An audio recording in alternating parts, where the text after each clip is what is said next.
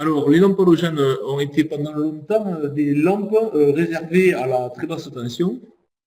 Elles étaient utilisées essentiellement pour tout ce qui était salle de bain, ou alors petits spots d'éclairage, mais c'était souvent des éclairages complémentaires.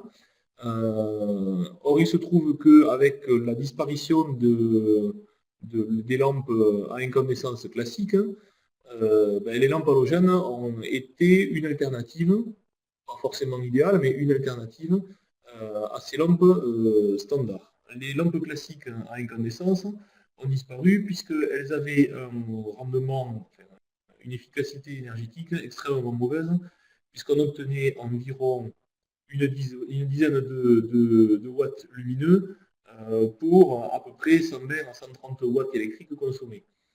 Donc on peut dire que 90% de l'énergie partait en chaleur dans ce genre de lampe. La lampe halogène est un petit peu meilleure, mais guère mieux finalement, mais est un petit peu meilleure puisqu'on gagne quand même une vingtaine de pourcents sur le rendement. Elle a surtout un gros avantage, c'est qu'elle ne nécessite aucun appareillage externe pour fonctionner, puisqu'on sait faire maintenant des lampes halogènes qui fonctionnent directement sur la tension du secteur. Donc pendant longtemps, nous avions des lampes halogènes qui étaient donc en très basse tension. De plus en plus, on a les lampes halogènes qui fonctionnent sur secteur, ça existait déjà, hein, les lampes halogènes genre les sticks, là, comme nous avons là sur la droite.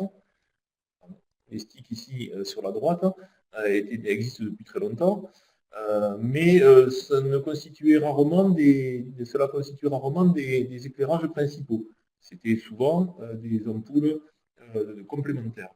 Ou alors, on utilisait les spots, mais les petits spots comme ceci, soit avec un dichroïde, c'est-à-dire un réflecteur derrière, soit sans dichroïde, avaient peu d'utilisation du fait de leur culot particulier, soit en GU10 pour des spots, soit en G9 comme celle-ci, ce qui imposait des luminaires très petits et donc en général des luminaires faits pour créer des points lumineux et pas pour éclairer des grandes zones. Depuis peu, donc, les fabricants ont transformé leurs lampes, et on voit bien que dans celle-là, par exemple, on a un globe en verre qui encadre la même lampe que celle d'à côté, vous voyez que c'est exactement la même. Et donc, en fait, on se retrouve avec des lampes halogènes qui peuvent fonctionner avec les mêmes supports et les mêmes luminaires que les anciennes lampes de type lampe incandescence classique. Alors, du coup, c'est la renaissance des lampes halogènes. On les trouve soit sous forme de globe, elles reprennent exactement les mêmes formes que les anciennes lampes à incandescence. On retrouve les flammes, bon là c'est pas une flamme, mais on retrouve les mêmes formes que les anciennes, avec des GU27, des petits culots à visser, ou alors en forme de spot, également comme ceci. Donc, l'avantage de ces lampes halogènes, c'est que le système de production de chaleur est de meilleure qualité que sur les anciennes ampoules à filament de tungstène standard, classique. Et donc on obtient des lumières de meilleure qualité. Par lumière de meilleure qualité, on entend un blanc plus blanc et plus d'intensité lumineuse. Qui plus est, la technologie halogène, et on va le voir juste après, est une technologie qui a une meilleure durée de vie, puisque globalement, hein, la durée de vie d'une lampe halogène est 2 fois plus longue que la durée de vie d'une lampe à incandescence. Dans les conditions normales d'utilisation, je précise. Attention, si on suralimente une lampe, si on suralimente une lampe halogène de 5%, on diminue de 40% sa durée de vie. Donc vraiment, par contre, une lampe halogène, il faut l'utiliser dans la plage telle pour laquelle elle a été conçue. Si le fabricant il conçoit des lampes en 230 volts, il ne faut pas les utiliser en Angleterre, puisque l'Angleterre, par exemple, travaille en 240 volts. Les quelques volts de plus font réduire de façon drastique la durée de vie de ces ampoules, de ces lampes. Le rendu des couleurs avec les lampes halogènes est un rendu des couleurs d'excellente qualité, comme tout ce qui est production de lumière par incandescence. En fait, l'incandescence, la lampe à incandescence classique avait déjà un très très bon rendu des couleurs, puisqu'on était quasiment à 100%, on était sur du 99,5%. La lampe halogène a encore un encore meilleur rendu des couleurs, pardon, puisqu'on obtient des rendus des couleurs de l'ordre de 100%, enfin 99,9%.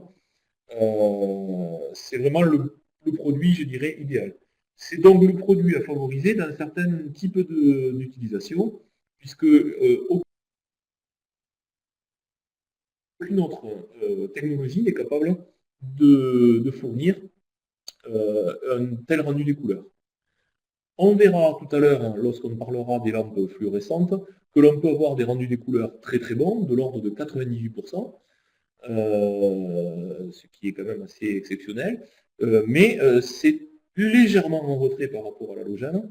Donc par exemple, pour certains travaux où la tonalité d'une couleur doit être extrêmement finement choisie, l'halogène est souvent incomparable. Inconvénient de l'halogène, c'est qu'il dégage souvent beaucoup de chaleur, et donc les matériaux qui vont se trouver autour de la lampe halogène vont subir euh, des vieillissements et des changements de couleur liés à cette chaleur et à la lumière fournie. Alors, les lampes halogènes telles qu'on les connaît, en termes d'avantages, hein, parce qu'il y a quand même beaucoup d'avantages, c'est une longue durée de vie, entre guillemets longue, hein, parce qu'on verra qu'on a d'autres technologies avec des durées de vie extrêmement longues, beaucoup plus longues encore, mais des durées de vie de 2 à 5 fois plus longues que la lampe à incandescence conventionnelle. Ce sont des lampes qui ont des formes donc maintenant classiques, hein. On a vu dans la photo, la première photo que je vous présentais, on était sur des formes classiques, hein, avec une brillance intéressante. Il se trouve que l'halogène, dans ces globes transparents, lorsqu'on les met dans un globe transparent, donne une brillance à la lumière qui est assez intéressante. Cela donne du volume aux objets éclairés. Donc je rappelle un petit peu ce que nous avions vu la dernière fois.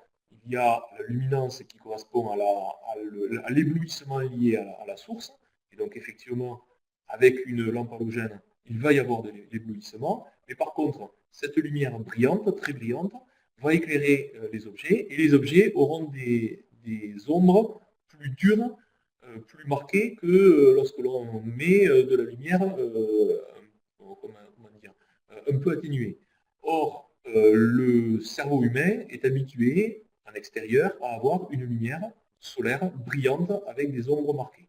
Il ne faut pas qu'elle soit trop marquée, sinon on a du mal à travailler dans certains types de travaux, mais pour le confort, la lumière brillante est intéressante.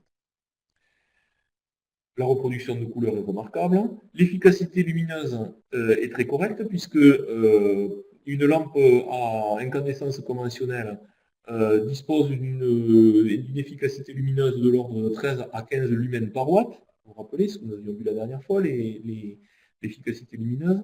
Ici, on est sur du 20 à 25 lumens par watt. Donc on a gagné quand même bien 20-25% de luminosité pour la même quantité d'électricité consommée. Alors, de la même façon, c'est lié à la lumière classique brillante.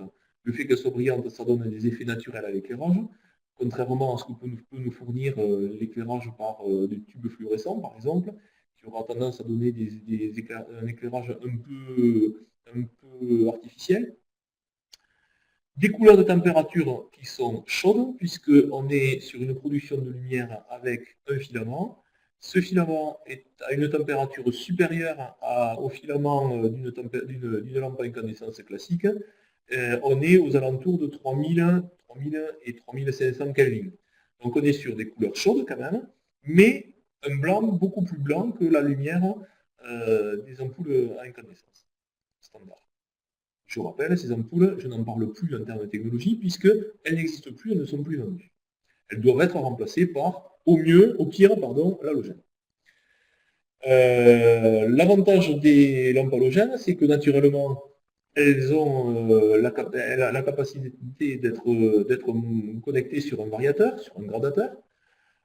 et une gradation de 100%, c'est-à-dire que là où on a beaucoup de mal à faire de la variation de luminosité sur d'autres types, d'autres technologies, là, les lampes halogènes, c'est comme les lampes à incandescence, variables sur toute la plage. Ce qui est très intéressant parce qu'on peut le faire varier avec des appareils relativement peu coûteux que sont des gradateurs.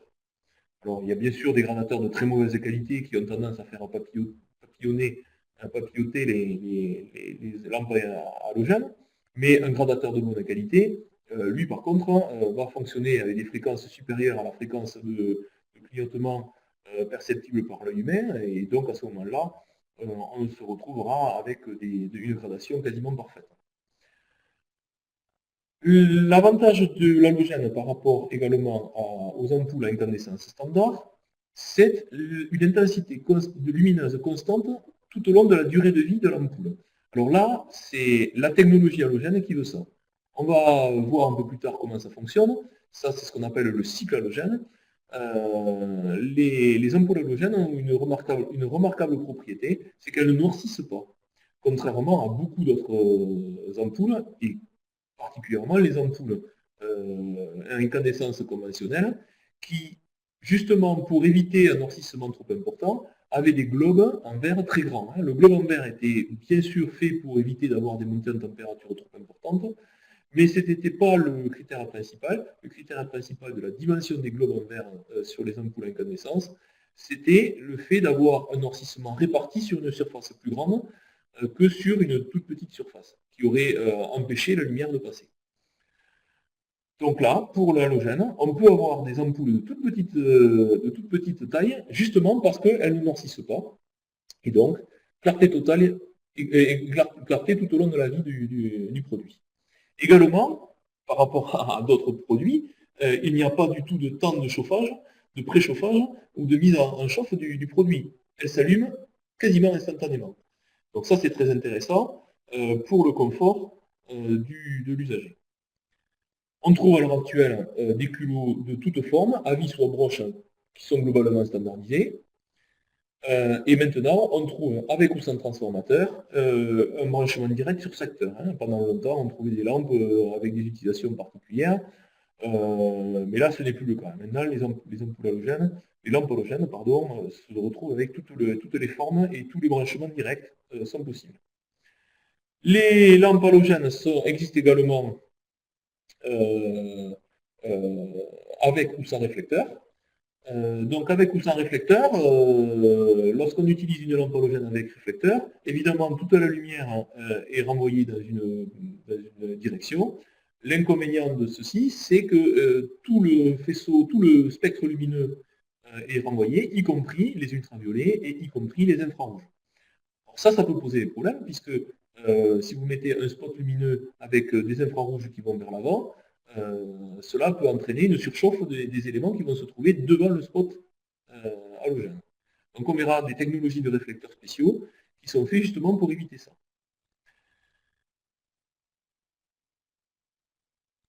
On peut obtenir donc grâce à la taille très petite des ampoules, et cette taille elle est due, j'en ai parlé précédemment, au cycle halogène, on peut obtenir des éléments avec des designs extrêmement raffinés, des designs un peu modernes, avec des tout petits points lumineux qui peuvent être intéressants. Alors, ces designs avec des points lumineux, par exemple encastrés en plafond, etc., ça a tendance à disparaître en technologie halogène pour être remplacé maintenant par des technologies à diode électroluminescente.